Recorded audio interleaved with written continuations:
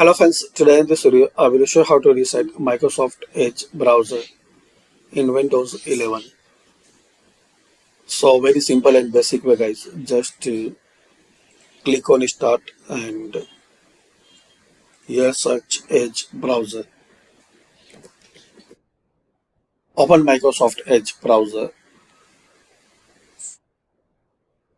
Now here click on these three dots and click on settings.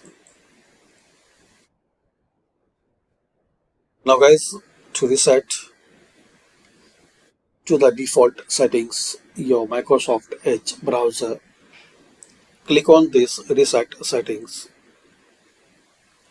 Here is the option restore settings to their default values.